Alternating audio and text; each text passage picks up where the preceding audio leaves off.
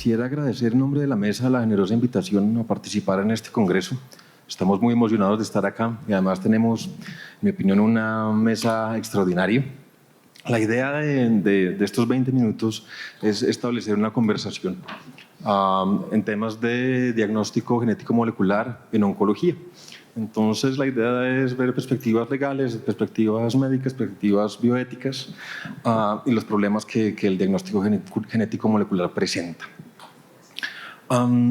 Y es que, en general, el uso creciente de técnicas de secuenciación masiva en paralelo, o que se llaman también técnicas de siguiente generación, presenta numerosos problemas jurídicos, éticos y problemas prácticos. Y digamos que la literatura ha organizado estos problemas, grosso modo, en tres temas.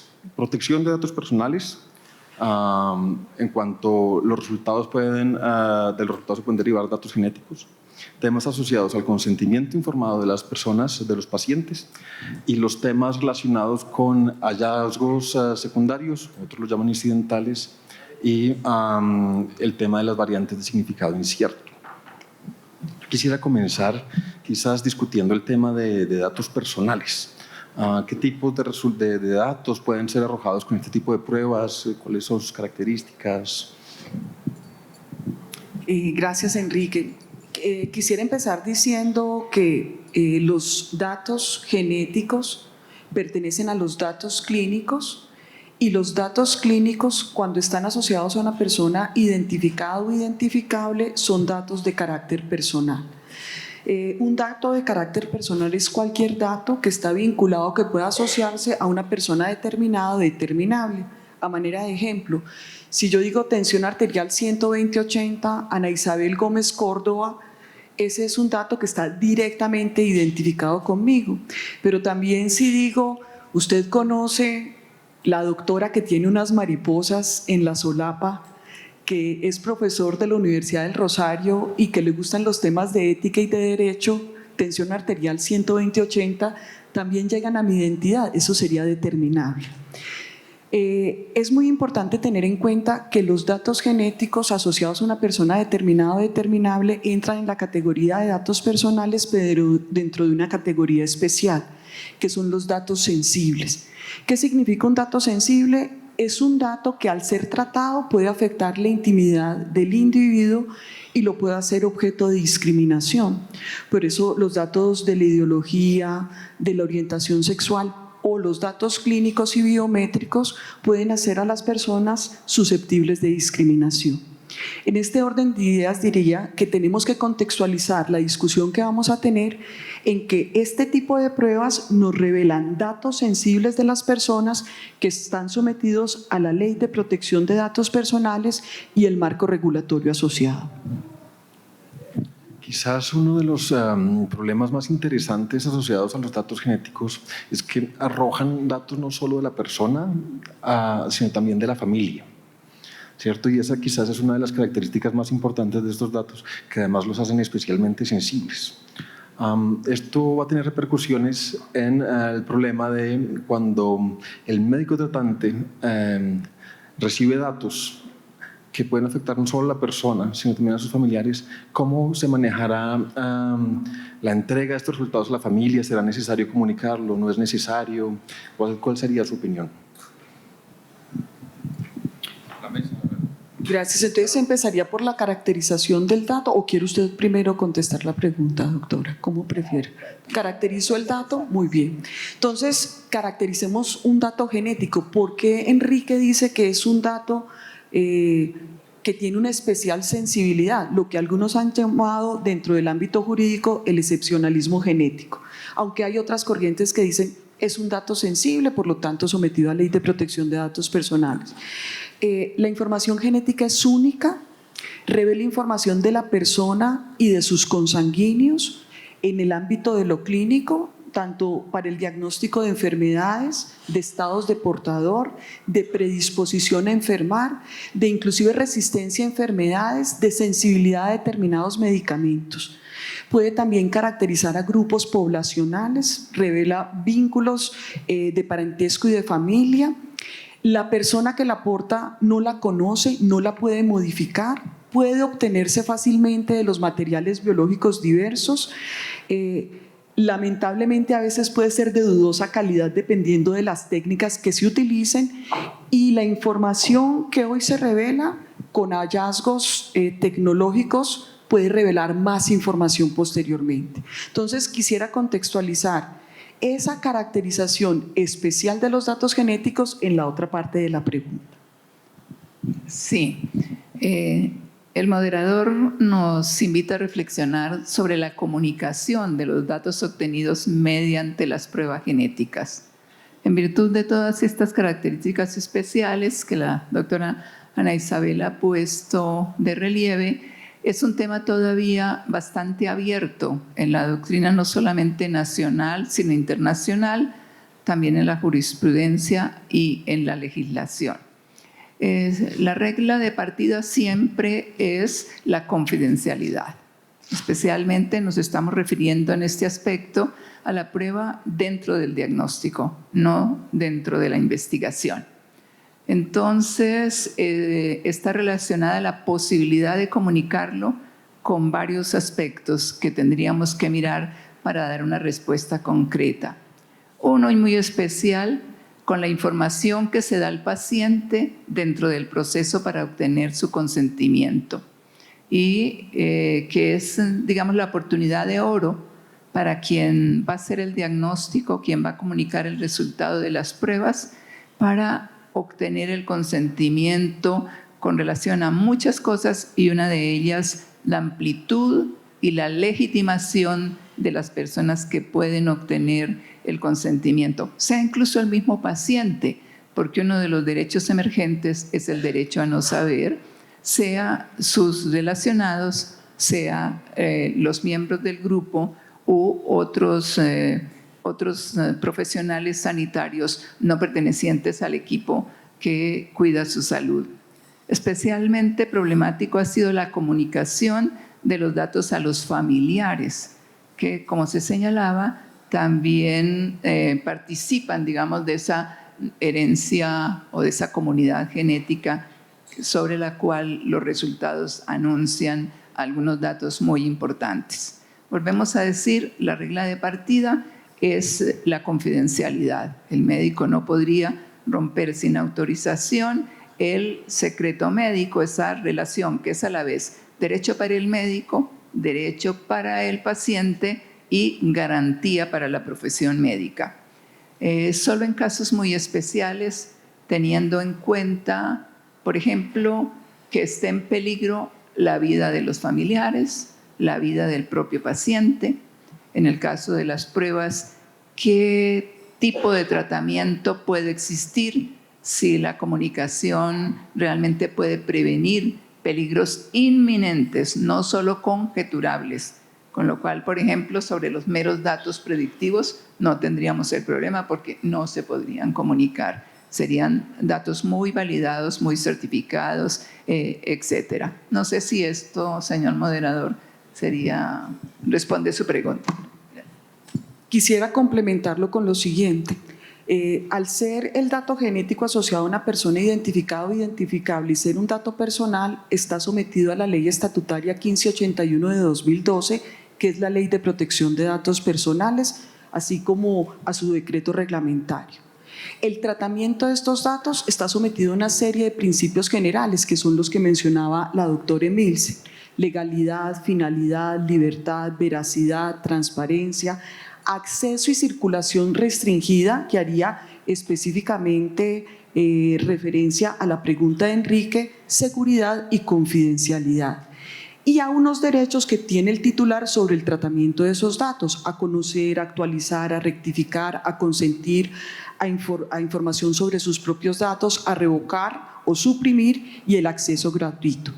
Hay que recordar que la Constitución Política Colombiana, en su artículo 74, nos dice que el secreto profesional es inviolable, pero también la Ley 23 de 1981 se refiere a las excepciones del secreto profesional en su artículo 38. En el numeral E nos dice que se podrá revelar el secreto con prudencia a los interesados cuando por defectos físicos irremediables o enfermedades graves, infectocontagiosas o hereditarias, que sería este caso, se pongan en peligro la vida del cónyuge o de su descendencia. Entonces, nuevamente, haciendo referencia a lo que comentó la doctora Emilsen, cuando se hace la revisión de constitucionalidad, de exequibilidad de este artículo, específicamente se dice: el legislador ha resuelto el conflicto entre la vida y la inviolabilidad del secreto optando por la primera. En estricto rigor, no puede afirmarse que la ley señale una condición bajo la cual resulta legítimo violar el secreto profesional. Simplemente en una situación límite en la que fatalmente se debe decidir entre dos valores, la confianza y la vida, se considera que la preservación de la vida desplaza en ese caso la conservación del secreto. Pero siempre es frente a una situación inminente de peligro que en esa ponderación de valores y principios se opta por revelar la información. Por eso un problema especialmente agudo se refiere a la necesidad, la autorización o no de comunicar al cónyuge, por ejemplo, o a los hijos en edad procreativa de los datos del propio paciente antes de que éste tenga que afrontar esas decisiones procreativas. Esto es realmente un peligro actual, inminente, que pone en peligro la vida o no, y hasta el momento, digamos, no tenemos respuestas unívocas y más bien van hacia la protección del secreto médico. Algunos incluso consideran que revelarla con base solamente en este tipo de proyecciones sería volver a estar en el campo del paternalismo médico. ¿Me escuchan? Acá. La doctora Nielsen distinguió entre consentimiento o entre el ámbito diagnóstico y el ámbito de investigación. Yo me imagino que también en los consentimientos, en el proceso de consentir habrá diferencias para diagnóstico y para investigación, e igualmente me imagino que dependiendo del tipo de resultados que se obtienen de las pruebas, se puede trazar una línea donde termina el diagnóstico y termina la investigación. No sé cuáles serían sus ideas sobre este punto.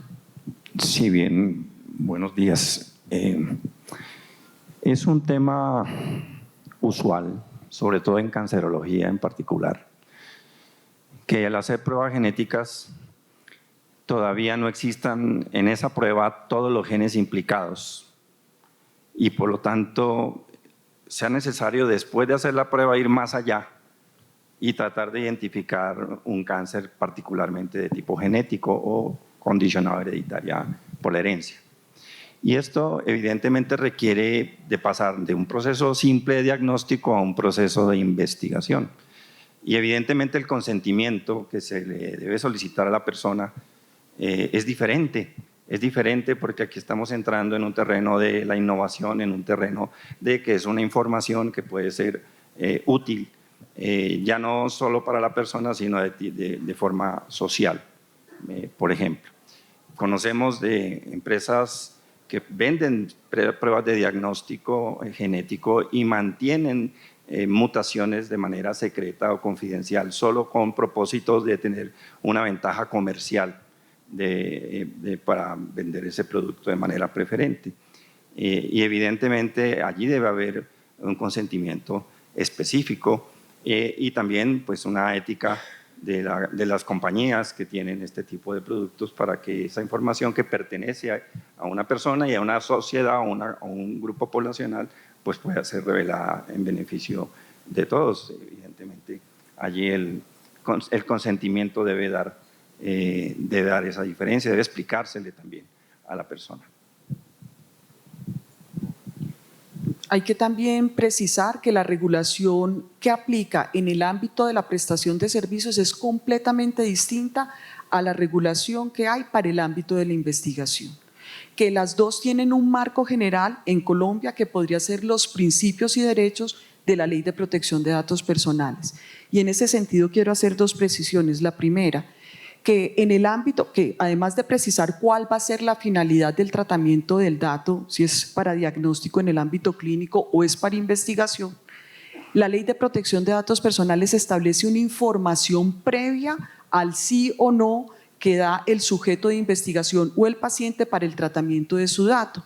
En ese caso, por ejemplo, desde la visión de la Ley de Protección de Datos Personales, yo tendría que decir quién es el investigador principal, cuál es el objetivo de ese proyecto de investigación, por cuánto tiempo van a guardar mis muestras, si yo doy permiso porque se guarden por tiempo indefinido, si se van a poder utilizar en otros proyectos en una línea específica, o si no, ese sí o no estaría debidamente informado, por lo tanto podría estar viciado por error. Entonces, de ahí que sea tan importante colocar esa línea entre el ámbito de lo clínico y el ámbito de la investigación para la manera como se haga el proceso de consentir. Y especialmente es bueno recordar que en el caso colombiano la Corte Suprema de Justicia ha condenado a los médicos a pagar como daño extrapatrimonial independiente, aunque no se produzca un daño sobre el cuerpo, por ejemplo, la falta de información. La falta de información para, en el caso que nos ocupa, por ejemplo, tomar las muestras con destino al laboratorio de patología para hacer el examen o al laboratorio de genética correspondiente. Entonces, ese proceso de información es muy importante en el plano del diagnóstico, digamos que es nuestro principal objeto de curiosidad en este momento. En realidad, muchas veces hay la pregunta práctica. Entonces, deben ser varios documentos de consentimiento.